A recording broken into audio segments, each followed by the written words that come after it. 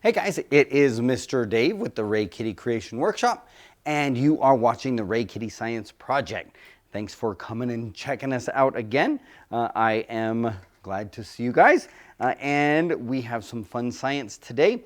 We're going to be working with some chemicals. Okay, so before we get started too much, if you do want to do this at home, there's a lot of different things you can use to follow around. One of the things I have is, as of when we're filming this, it's a little bit after Christmas time, so we had a dying poinsettia, or poinsettia, or there's lots of different ways of saying that one, but I cut the leaves off of that. Now, almost any brightly colored flower will work, but your poinsettias have got those nice reds to them. Another thing you can use for this particular one is cabbage. Now, I do have to say, if you are going to use cabbage, be prepared to go ahead and relocate. You're going to have to move when you're done with this, because when you boil that cabbage on your stove, it stinks and it's going to stay stinking. It's so bad. That's why I use the poinsettias. No, you don't actually have to move. But cabbage, I'm not a big cabbage fan to begin with, but it does have an odor to it. So you can use cabbage. You can use these poinsettias. I'm going to also use grape juice. And I have some chemicals that are a little bit more lab chemicals that you may not have access to. I've got phenol red. I have got a little bit of indigo carmine. These ones here, like I say, are a little bit more lab chemicals, but these ones we can use to kind of show a broader range. They work just a little bit better, but if you're doing it at home, you can find those, well, it's not technically the flower, it's technically a leaf on the poinsettias, but you can find the leaves, you can find cabbage, and water, and a source of heat, like your oven, something like that. Here I have a little hot plate that I'm using, and I'm heating some water over here. That water that I'm heating, I'm going to put my poinsettias in just a second. We're going to let those kind of heat, and it will open up those cells, and it will release the things that are going to be our indicator. Okay, indicator is kind of the key for all of this today. We're going to work with indicators. An indicator in this case, I am from New Mexico, so when you're talking about driving, I have no idea what indicator means. But in this case here, it is a substance that is going to show whether something is acidic or whether it is alkaline, whether it is base. And so we're going to work on kind of demonstrating different properties of some of your different household items. Okay, so if you have, like I said, the cabbage or the poinsettias or even some of these other things, the grape juice for your indicators, some things that you can test. So these are some more things that you might want to get ready. Are vinegar. Okay, this is vinegar. Water. Okay, now for my demonstration here, I am using distilled water. Okay, doesn't matter what brand, doesn't matter any of those things. But distilled water is a lot closer to neutral on that scale. So I'm going to be using distilled water. Okay, but if you use the water from your house, depending on where you live, could be anywhere in the country. I know we have Nahome that watches from up in Seattle. You're going to have way different water than we have here in Albuquerque. But this water is going to also have a pH to it. Okay, so it's going to have different acid levels depending on where you live. Well water, city water, all those kind of things. Okay, so it may skew your readings a little bit, but it's also kind of fun to test it with different waters from different sources. So before I get started, my very first step is going to be, I'm going to cut up some of my poinsettias and I'm going to put them in this water here. Okay, so I'm just going to cut them up, and the reason I'm cutting them up is we want to expose those cells. So right over here, I'm going to cut up those poinsettias, and I am going to, I don't know, is poinsettias, is it plural, is it, I don't know. But we're going to cut up these little leaves here, okay? And I'm letting them in that water, just kind of boil in that water a little bit. Now your water doesn't necessarily have to be boiling. As a safety, if you are working with hot water, make sure you have a parent around or someone is around to manipulate that water with you. You don't want to end up grabbing something that's hot and regretting it in a hurry. okay?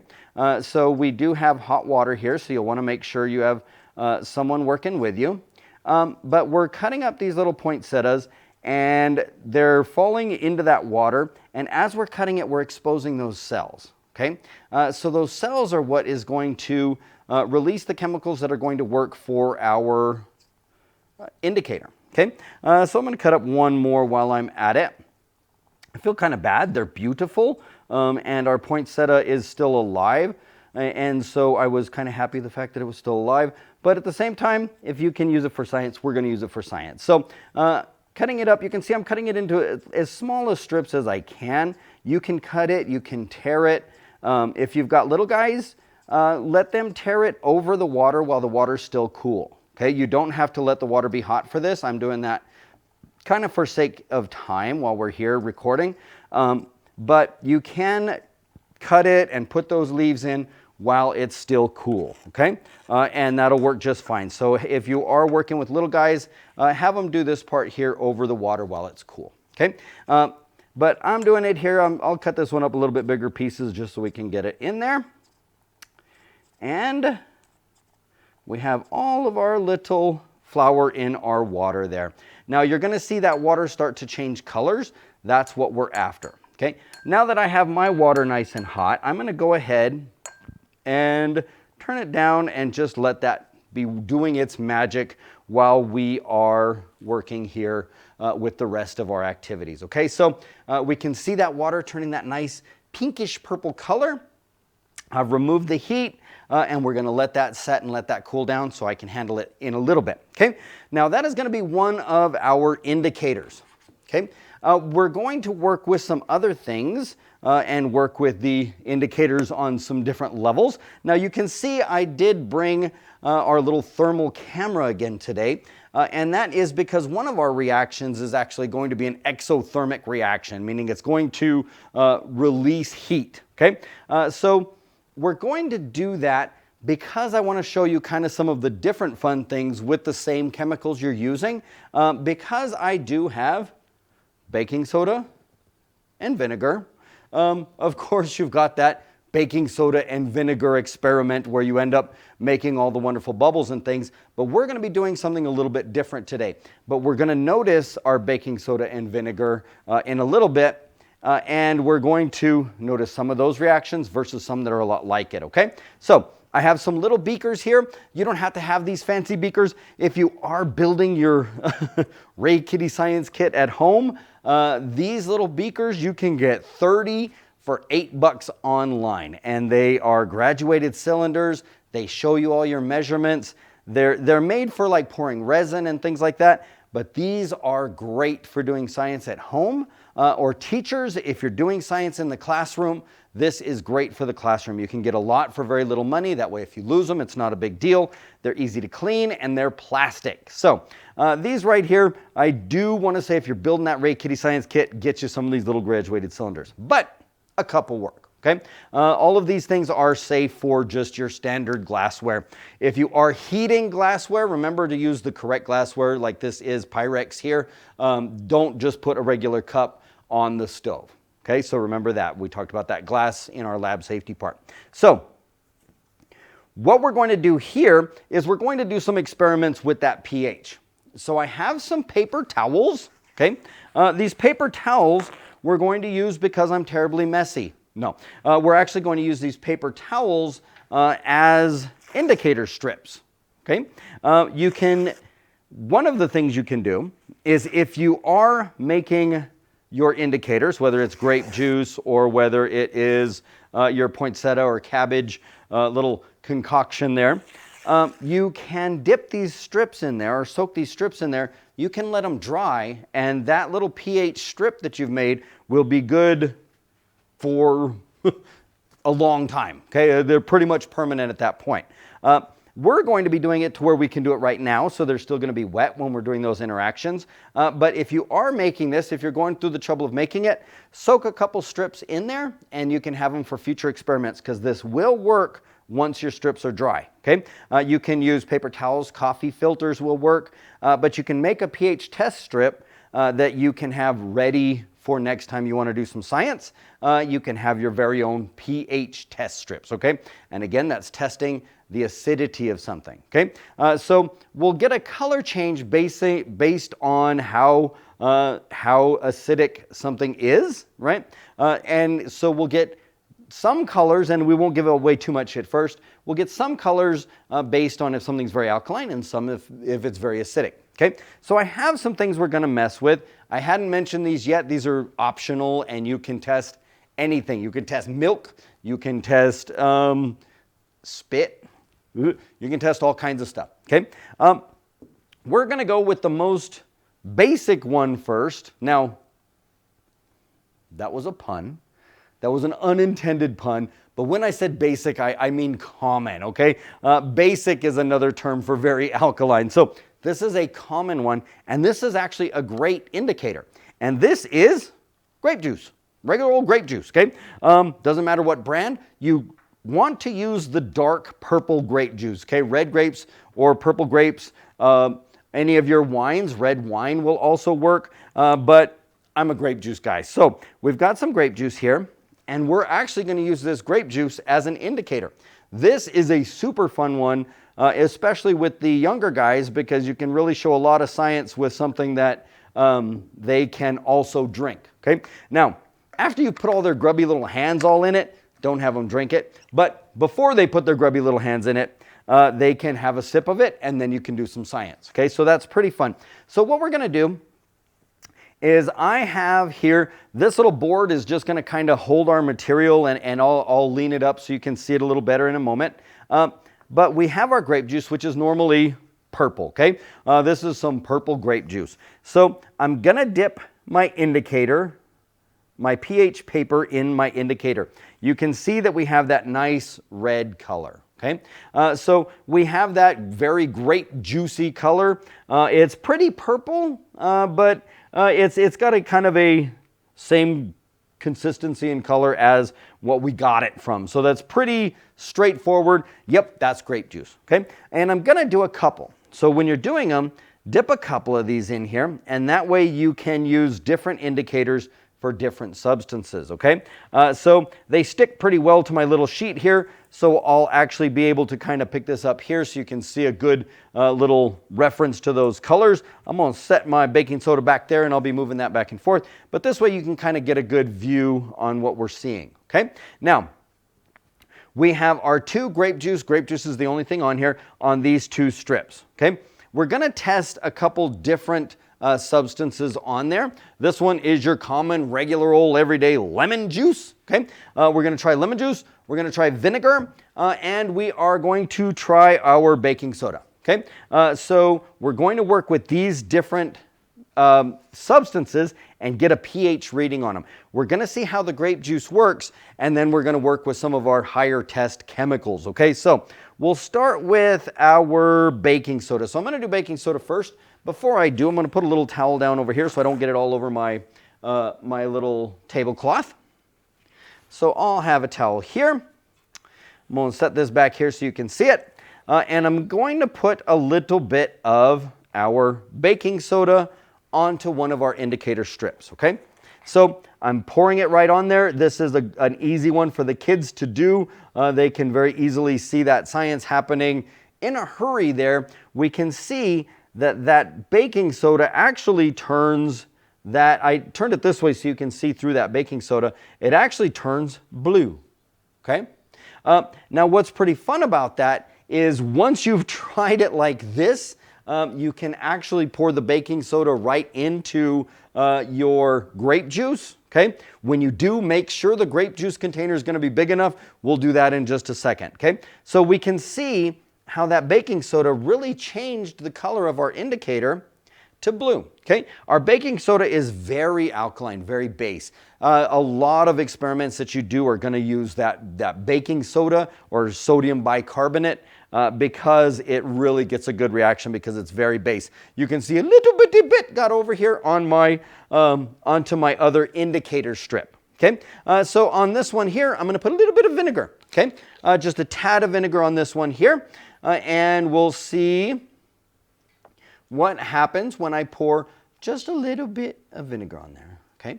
Now, we see that color change happening already. It went from that purple to pink, okay? So we changed the color based on what we're using in there.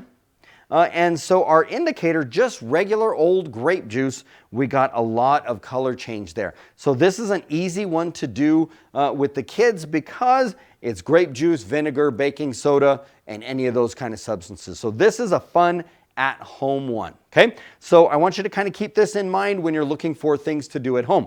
Now, we're going to step it up just a tad with some of our other materials. I'll show you first our poinsettias and our little poinsettia concoction and show you some of the color changes with that poinsettia juice that we've made. Okay, I'm using this kind of as a hot pad. I'll get some of that poinsettia juice on there.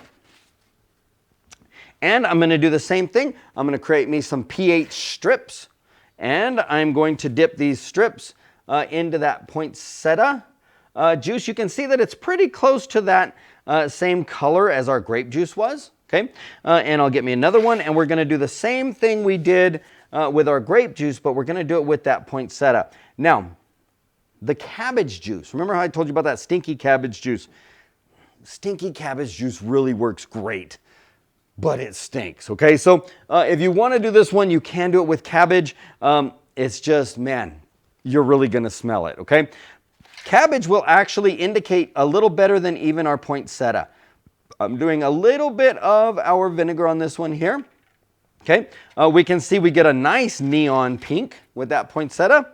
So this one here is giving us that bright, bright pink. Okay, so we can see our grape juice showed a little bit, but our grape juice has a pH, and so our poinsettia, because it's not quite as affected by that pH, we get a nice bright pink color. Okay, and then what if we put our baking soda on there?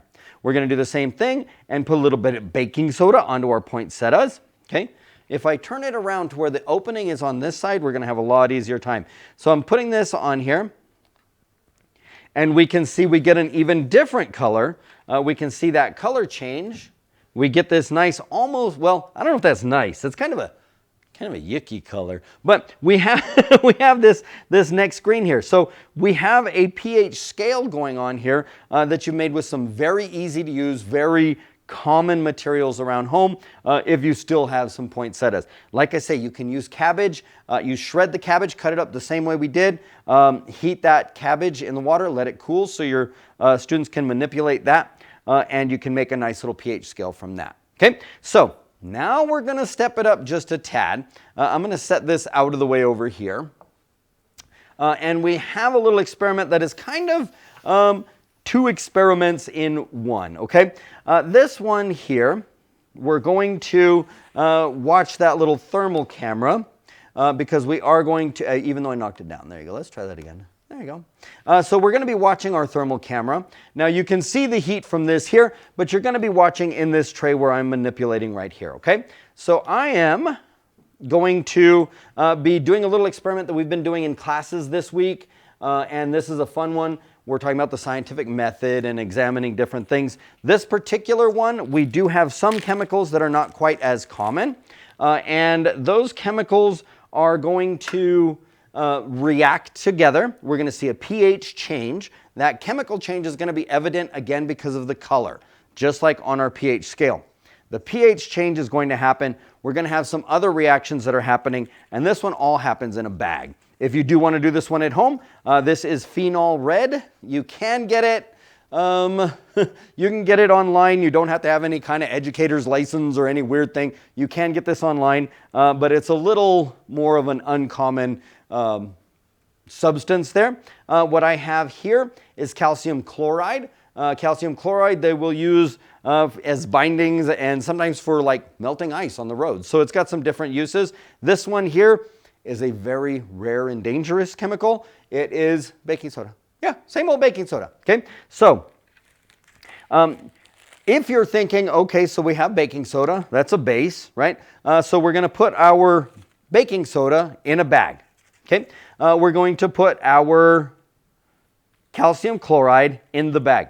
Now, when we look here, okay, I'm going to actually move this very quickly here. If you want to watch that camera for just a sec, I'm going to set this to the side. And that way, it's not interfering with our reading. Okay? Now you can see my little handies. Everything kind of changed with that temperature because we don't have that hot plate behind us. So you can see on my plate here that we have this calcium chloride. Okay? Now this mixture here is pretty cool. You can see on that camera we have that nice cool color there. But when we do our reaction, remember I said this is going to be an exothermic reaction. So we're watching for a couple things. We're watching our thermal camera to see what happens with the temperature. Now on the thermal camera here, the bright colors like my hands here are the things that are nice and warm. Okay? My hands are nice and warm because, well, I'm in front of 1,000 cameras and I'm super nervous. And I'm a human. Yeah, so I have this calcium chloride. You can see that bag is a lot cooler. So you can see that this is that nice dark color on that camera where my hands are nice and bright. Now we're going to change that temperature there. The light that you see coming off of my tray here, when you see where it's brighter there, that's actually reflecting the heat. Okay, that's not even from the tray itself. If you look, you can see that that tray is actually reflecting the heat. It looks just like a mirror. That is not showing visibly, but that is reflecting the heat. So you can see that. So if you see my tray light up, that's really just the reflection of heat. Just like light, if something is going to reflect, it will also reflect heat. So that reflection is actually the heat there. Okay, so we have this little reaction that we're going to do. So we have two substances in there right now, and I'm mixing those together. It is our calcium chloride and our sodium bicarbonate or baking soda. You can see that there's not much of a reaction that has happened. We went from one white powder and another white powder to looking like another white powder. Okay, so this is just like when you are cooking and you mix the flour and the sugar, then you have sugary flour. Okay, this is a a physical change. Nothing chemical has happened because we have two powders, and powders usually have a hard time interacting unless you have an aqueous or a liquid that you're going to add to it. Okay, so we are going to add that liquid, and we are going to do 10 milliliters of that liquid, and we're going to do it in our little beaker here. So I'm going to set it down so I can get a good measurement. And I am going to pour 10 milliliters. Okay? So I've got 10 milliliters of that, and this is our indicator. Okay? So this indicator is working the same as that grape juice did a minute ago, but right now it's just staying its base color. It did get a little yellower when it was exposed to the air. That's carbon dioxide is making it a little yellower. I want you to think of what I just said when this reaction happens. Okay? So right now we have a nice cool substance, okay, that is white, and I am going to pour the red, a phenol red in there, okay. So I'm going to pour this in there, and then I'm going to close the bag. I'm going to burp as much air out of it as I can. We can see in here that I have that red, and the red, as soon as it began to interact with our other materials, we're starting to get an indication, right? And remember how that scale did where we went this way? This is very yellow. So this is very acidic. Okay? So this is very acidic on that scale. Now what you might notice is if you look on our thermal camera, this is actually heating up. Okay? This is an exothermic reaction. You can see that it's warmer than my hands. Now, you may also notice my bag is swelling up. I'm going to burp the bag a little bit so it doesn't blow up all over the studio here. There you go. Now, that gas that came out, you want to be careful. Normally, this one, it's just carbon dioxide. Okay, so we're producing carbon dioxide, and this little reaction here has now given us this exothermic reaction, and we have this nice warm pH change. Okay, we also have all those bubbles. Those bubbles in there are our carbon dioxide, so we're producing carbon dioxide gas. And so we've seen a pH change, and we have seen a chemical change in that we've produced the carbon dioxide. That was what made my little bag swell up. If we look, it may still be swelling up. Now, if you are doing this one at home, you can do some things to kind of see if you can bring that back down to a base. What I'm going to do is I'm going to put some baking soda in there. Okay, so I'm going to put some baking soda in my mix. Now, remember that color change, we got more toward the yellow on the scale when we got more of the, when we got more acidic. So as I add that baking soda, I'm going to add a little bit of water, and we're going to see if we can go toward that red, okay? So let's see if we can get that more toward that pink again by causing that reaction. Now we can see here something else is happening. Our bag is actually cooling down, okay?